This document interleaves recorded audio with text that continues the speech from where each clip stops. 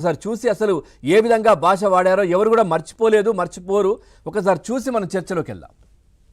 నువ్వు ఒక ఫేక్ గాడివి, నీ పార్టీ ఒక ఫేక్, నువ్వు ఒక ఫేక్ అధ్యక్షుడివి, నువ్వు ఒక దొంగవి, నువ్వు ఆ పార్టీ ఫౌండరు కాదు, ఎన్టీ రామారావు దగ్గర కొట్టుకొచ్చినటువంటి చిల్లర దొంగవి.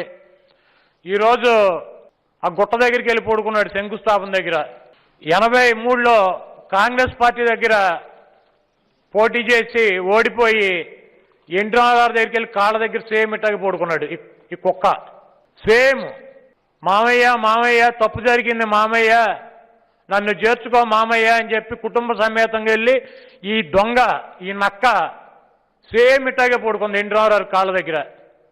మహానుభావుడు కనుకరించాడు. అల్లుడు కదా కాళ్ళు పట్టుకున్నాడు వచ్చి అని కనికరిస్తే ఏమైంది, వెన్నుపోటు పొడిచాడు. ఈ దొంగ అమరావతి రైతులను కూడా ఒక ఫేక్ అమరావతిని సృష్టించి ఒక పేపర్ మీద చూస్తున్నాం ఏ విధంగా అసభ్యకరంగా, ఇబ్బందికరంగా. ఇది మచ్చుకు మాత్రమే, చిన్న అంశం ఇది. ఆయన మాట్లాడినటువంటి కొడాలి నాని మాట్లాడినటువంటి అంశం ఇంతకంటే ఘోరంగా సభ్య సమాజం తలదించుకునే విధంగా చిన్నపిల్లలు చూడకుండా ఉండాల్సినటువంటి వీడియోలు అసభ్యంగా బూతులు మాట్లాడినటువంటి పరిస్థితి కనిపించింది. అందుకే ఆయనను రాష్ట్ర ప్రజలంతా బూతుల మంత్రి అని పిలుస్తూ ఉంటారు.